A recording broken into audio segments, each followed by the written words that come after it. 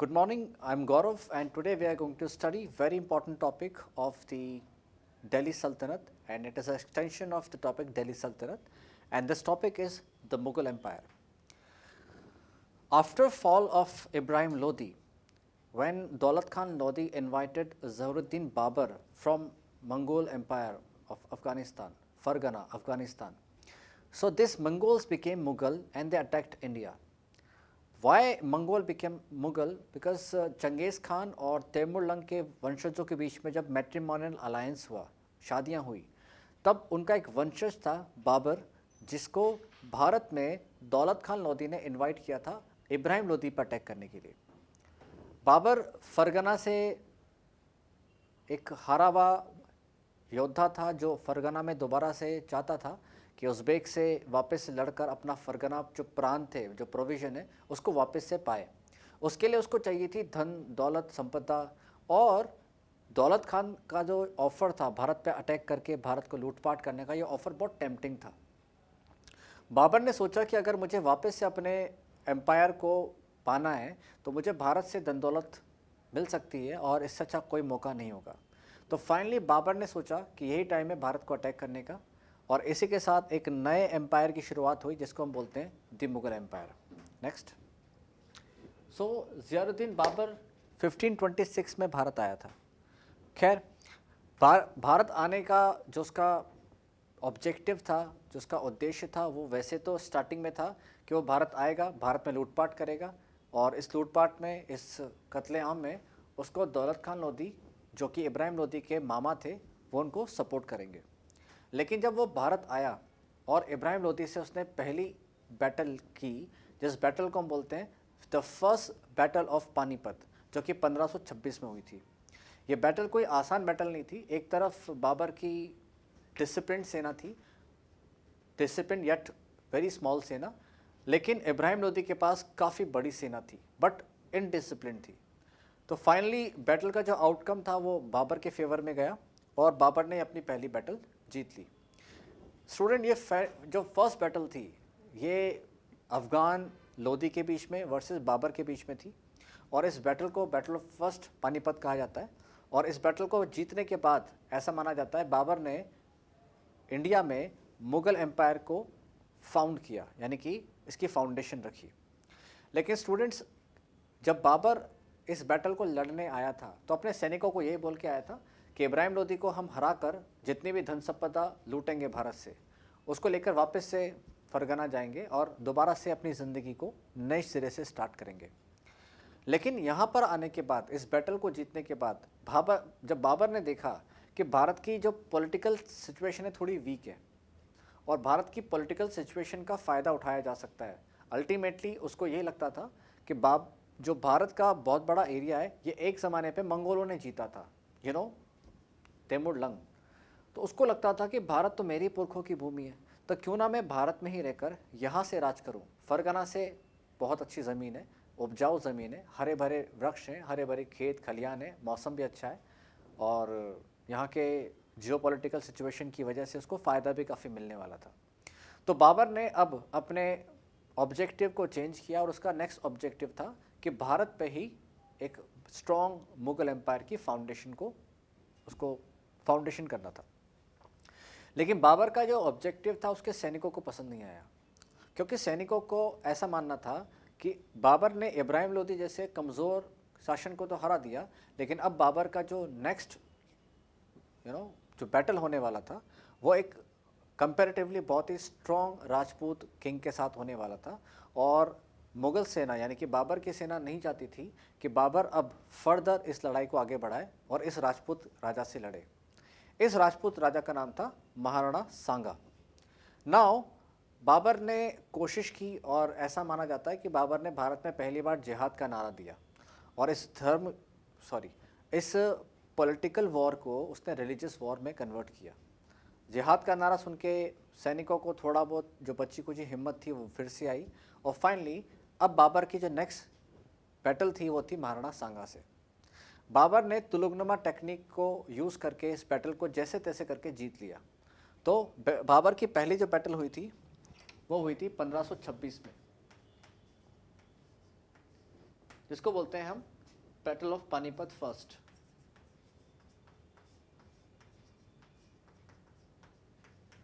पानीपत में हिंदुस्तान में 3 लड़ाइयाँ हुई है। 1526 में बाबर से इब्राहिम लोदी की, 1556 में अकबर की हेमचंद्र विक्रमादित्य से, और फिर हुई थी बाद में, जिसको हम बैटल ऑफ पानीपत थर्ड कहते हैं, जो अहमद शाह अब्दाली और मराठाओं के बीच में हुई थी, इसलिए इसको बैटल ऑफ पानीपत फर्स्ट कहा जाता है। उसके बाद बाबर की नेक्स्ट बैटल हुई 1527 में। ऐसा माना जाता है कि ये बैटल सबसे इंपॉर्टेंट थी, और ये बाबर की जो बैटल हुई इसको बोलते हैं बैटल ऑफ खानवा, जो कि महाराणा सांगा से हुई थी। हालांकि खानवा से पहले भी महाराणा सांगा ने एक शॉर्ट ब्लिट्जक्रिग यानी कि बहुत ही क्विक बैटल की थी बाबर के साथ, जिसमें बाबर की आर्मी काफ़ी डर गई थी। बस महाराणा सांगा से गलती ये हुई कि उस बैटल के तुरंत बाद महाराणा सांगा ने दोबारा बैकअप करके इनकी आर्मी को ख़त्म नहीं किया, बल्कि 4 या 5 दिन का वेट करते रहे, और ये वेट महाराणा सांगा की हार पे जाके ख़त्म हुआ। नेक्स्ट जो बैटल थी वो 1528 में हुई थी, और ये बैटल हुई थी चंदेरी के मेदनी राय से, जिन्होंने महाराणा सांगा का साथ दिया था। इस बैटल को बोलते हैं बैटल ऑफ चंदेरी।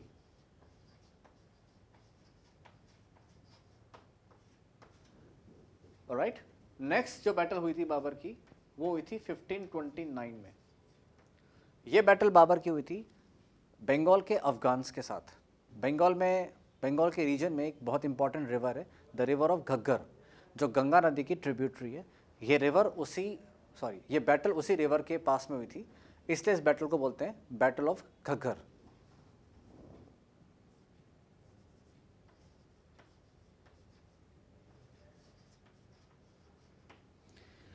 तो 1526 में उसकी लड़ाई हुई पानीपत में इब्राहिम लोदी के साथ, 1527 में हुई खानवा में महाराणा सांगा के साथ, 1528 में हुई मेदनी राय बैटल ऑफ चंदेरी, और 1529 में हुई अफगान्स के साथ बैटल ऑफ घाघर। ये 4 बैटल उसने भारत में लड़ी, और 1530 में यानी कि भारत के आने के 4 साल के बाद बाबर की मौत हो गई। तो बेसिकली भारत में बाबर सिर्फ 4 साल रहा। 4 साल में 4 बैटल उसने लड़ी, और तुलुगनुमा टेक्निक की वजह से वो बैटल उसने जीत ली। 1530 में जब उसकी डेथ हुई तब उसको आराम बाग आगरा में दफनाया गया था। बाद में उसकी डेड बॉडी को वापस से निकाल कर आराम बाग काबुल में दफनाया गया था, जहाँ पर आज भी इसकी एक छोटी सी कब्र है। तो ये था बाबर की लाइफ स्टोरी, राइट। बाबर बहुत ब्रेव था, काफ़ी रिस्क लेने वाला एक डेयर डेविल था। बाबर के डेथ के बाद कंपैरेटिवली कमज़ोर उसका जो बेटा था हुमायूं, जिसको नशे की काफ़ी लत थी, वो और भारत का नया बादशाह बना, जिसको भारत का एक इसे कहते हैं फाउंडर मेंबर का एक्सटेंशन माना जाता है। बाबर ने मुग़ल एम्पायर की फाउंडेशन की और उसको थोड़ा सा और स्ट्रॉन्ग किया हुमायूं ने। बट हुमायूं की जो लाइफ थी वो काफ़ी कंट्रोवर्शियल थी, काफ़ी क्या बोल सकते हैं इनस्टेबल थी, और हुमायूं को काफ़ी स्ट्रगल करना पड़ा था मुग़ल एम्पायर को कंसोलिडेट करने के लिए भारत में। तो लेट्स स्टडी हुमायूं।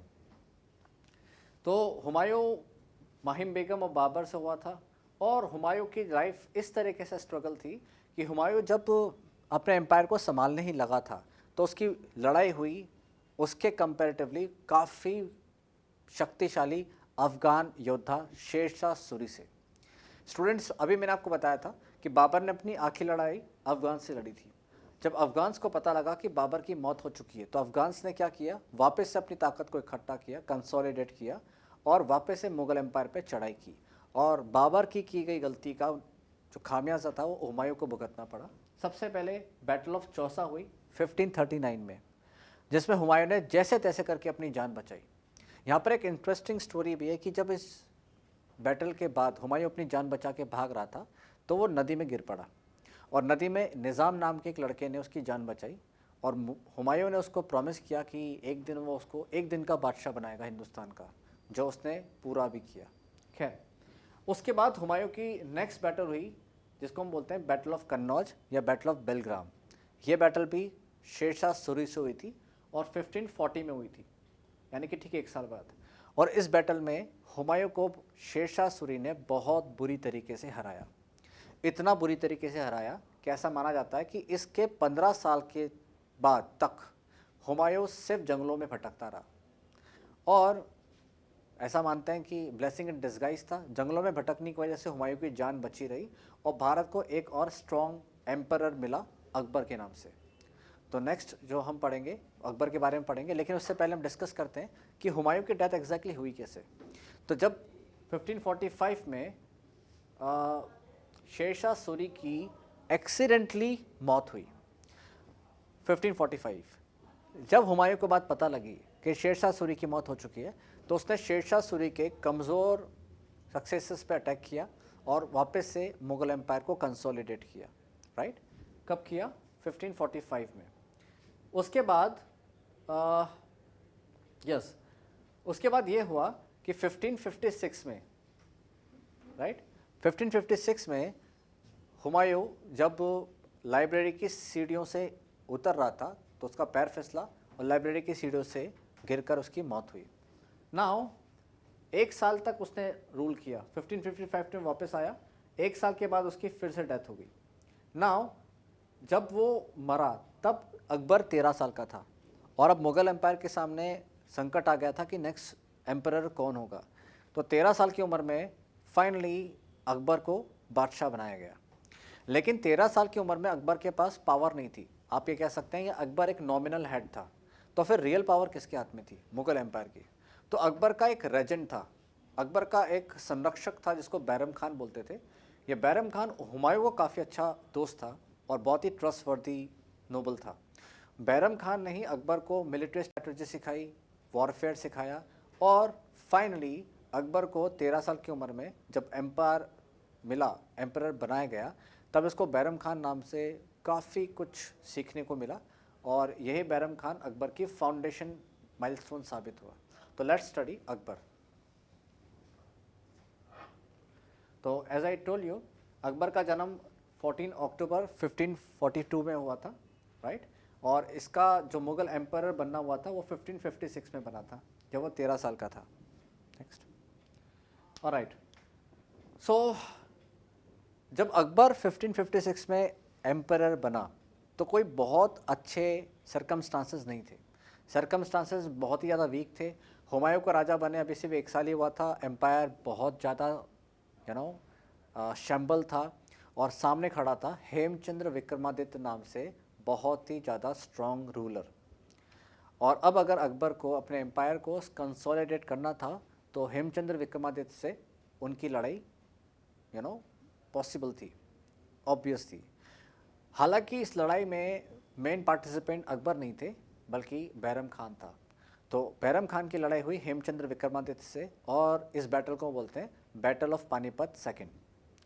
स्टूडेंट्स, क्या आपको पता है ये बैटल ऑफ पानीपत लगभग हेमचंद्र विक्रमादित्य जीत चुके थे, लगभग जीत चुके थे, लेकिन अचानक से एक तीर उनकी आंख में आके लगा और वहीं पे वो बेहोश हुए और इसी के साथ मुग़ल एम्पायर को एक लाइफ लाइन मिल गई और ये लाइफ लाइन मिली अकबर की जीत में। तो फाइनली अकबर ने इनडायरेक्टली सही ये बैटल जीत ली और बैटल ऑफ पानीपत सेकंड हुई अकबर के नाम, और यहीं से अकबर का अब राइज शुरू होता है जो मुग़ल एम्पायर का सबसे स्ट्रॉन्ग एम्पायर या सबसे स्ट्रॉन्ग एम्परर माना जाता है, राइट। उसके बाद उसने चढ़ाई की मालवा में 1561 में। मालवा में जो एम्परर था वो था बाज बहादुर। उसके बाद उसने चढ़ाई की 1568 में मेवाड़ में। मेवाड़ के राजा थे महाराणा उदय सिंह। 1568 में अकबर को कुछ खास जीत तो नहीं मिली बट उसको चित्तौड़ का किला मिल गया था। उसके बाद उसने नेक्स्ट चढ़ाई की गुजरात में 1572 में और इस गुजरात की विजय के उपलक्ष्य में अकबर ने एक इमारत बनाई जिसको आज बुलंद दरवाज़े के नाम से जाना जाता है। नेक्स्ट उसके बाद अकबर का थोड़ा सा इकोनॉमिक सिस्टम पढ़ लेते हैं। अकबर ने मनसबदारी की प्रथा शुरू की थी आर्मी में, यानी कि आर्मी को स्टैंडिंग सैलरी नहीं मिलेगी, आर्मी के मनसबदार होंगे और मनसबदार में जितना ज़्यादा टैक्स आएगा वो एज अ सैलरी के रूप में वो रखेंगे और उसका एक पार्ट एम्पायर को या एम्पायर को भिजवाते रहेंगे। नेक्स्ट, अब बढ़ते हैं अकबर के दरबार में जो नवरत्न है उनके बारे में। बेसिकली अकबर था तो अनपढ़, लेकिन सोशियो कल्चरल एक्टिविटी में उसको काफ़ी इंटरेस्ट था। उसके दरबार में कुछ टैलेंटेड जेम थे जिन्हें वो नवरत्न के नाम से जाना जाता है। देखते हैं वो नवरत्न कौन थे और उनका किस क्षेत्र में अचीवमेंट था। तो अकबर के दरबार का जो पहला नवरत्न था वो था अबुल फजल। अबुल फजल बेसिकली एक राइटर था और ये वही राइटर है जिसने अकबर की बायोग्राफी अकबरनामा लिखी थी। उसके बाद आते हैं फैज़ी। फैज़ी एक हिस्टोरियन थे और अबुल फजल के ब्रदर थे। वो पर्शिया के बहुत बड़े एक हिस्टोरियन अकाउंट है। उसने कई सारी हिंदू स्क्रिप्ट का, महाभारत रामायण का अनुवाद किया है पर्शियन लैंग्वेज में। सच में रियल जेम थे वो। तानसेन एक म्यूजिशियन थे और ग्वालियर के रहने वाले थे और कहते हैं कि उस ज़माने के ग्रेटेस्ट म्यूजिशियन थे और अकबर के दरबार की शोभा बढ़ाते थे। इसके बाद बात करते हैं महेश दास, जिसको बाद में नाम पड़ा बीरबल के नाम से। ये एक बहुत ही विटी काफ़ी अच्छे से कमबैक करने वाले इंसान थे और ऐसा मानते हैं कि अकबर के राइट हैंड थे ये। जब उनको सलाह देनी होती थी, जब उनको एंटरटेन करना होता था, तो Raja Birbal was the last name. Raja Todarmal Akbar के दरबार के मेरे हिसाब से सबसे अच्छे नवरत्न में से एक थे। राजा टोडरमल अकबर के दरबार के फाइनेंस मिनिस्टर थे और शायद ये राजा टोडरमल की बुद्धिमानी थी कि अकबर का जो ख़जाना था वो कभी भी खाली नहीं हुआ। अकबर का जो टैक्सेशन सिस्टम था उसके अंदर कोई भी फ्लॉ नहीं थे। अकबर का जो टैक्सेशन सिस्टम था बहुत ही जस्टिफाइड था, ऐसा माना जाता है। इसके बाद आते हैं राजपूत राजा मान सिंह, जो कि कछावा रूलर थे आमेर ज़िले के, जयपुर के पास में। और वो एक मनसबदार थे, और मनसबदार मतलब सबसे ज़्यादा हाई रैंकर मनसबदार थे वो। अगर आर्मी की हिरार्की की बात करें तो राजा मान सिंह उनके आर्मी के सेनापति थे। इसके बाद आते हैं अब्दुल रहीम खान खाना, जिसकी कविताएं आप बचपन में हिंदी में पढ़ते होंगे। अब्दुल रहीम खान खाना मैं आपको बताता हूँ कौन है। आपको याद है अकबर का एक रेजेंट था बैरम खान। तो जब अकबर बड़े हुए तो उन्होंने बैरम खान को रिटायर कर दिया और बैरम खान चले गए मक्का और मदीना की यात्रा करने, जहाँ पे बैरम खान की हत्या कर दी गई पठानों के द्वारा। तो बैरम खान की जो वाइफ थी उनको सोशल रिस्पेक्ट दिलाने के लिए अकबर ने उनसे मैरिज की और उनसे एक पुत्र प्राप्ति हुई जिसका नाम था अब्दुल रहीम खान खाना। तो अकबर के बेटे भी थे ये। और रहीम के दोहे आपने हिंदी में पढ़े होंगे कि इन्हीं के द्वारा लिखे गए। उसके बाद नेक्स्ट था फ़कीर अजीदुद्दीन, जो कि अकबर के एडवाइज़र में से एक थे। और फिर आता है अकबर का मुल्ला दो प्याज़ा, जो अकबर के एडवाइज़र भी माने जाते हैं। तो ये थे अकबर के दरबार के नवरत्न। नेक्स्ट, अकबर की वैसे तो एम्बिशियस पूरे भारत को जीतना था, लेकिन इस एम्बिशंस में सबसे स्ट्रॉन्ग जो रेसिस्टेंस शो की थी वो की थी द ग्रेट महाराणा प्रताप ने, जिनको बहुत बड़ा देशभक्त और बहुत बड़े स्वामी भक्त और स्वाभिमानी योद्धा के नाम से हिंदुस्तान याद रखता है। अकबर का जो एक सपना था कि वो मेवाड़ को जीते, महाराणा प्रताप को जीते, वो ताउम्र पूरा नहीं हो पाया और पूरी ज़िंदगी वो मेवाड़ पे कब्ज़ा नहीं कर पाए। अकबर की जो बैटल हुई थी महाराणा प्रताप से, जिनमें अकबर ने डायरेक्टली पार्टिसिपेट तो नहीं किया, लेकिन महाराजा मान सिंह जो अकबर के दरबार के नवरत्न थे उन्होंने पार्टिसिपेट किया था। और इस फेमस बैटल को बैटल ऑफ हल्दी घाटी कहते हैं, जिसको हिस्ट्री में द थर्मोपुली ऑफ राजस्थान भी कहा जाता है। तो इस फेमस बैटल में जो जीत हुई थी वो महाराणा प्रताप की हुई थी। और फाइनली अकबर का जो सपना था कि मेवाड़ को कब्ज़ा करके महाराणा प्रताप को अपने दरबार में उपस्थित करने का, वो अकबर ज़िंदगी भर पूरा नहीं कर पाया। तो आज के लिए मुग़ल एम्पायर जो था वो इतना ही। इसके बाद हम पढ़ेंगे कुछ मुग़ल एम्पायर की, अकबर की और उनकी पॉलिसीज़ के बारे में और उनके सक्सेसेस के बारे में। Thanks a lot.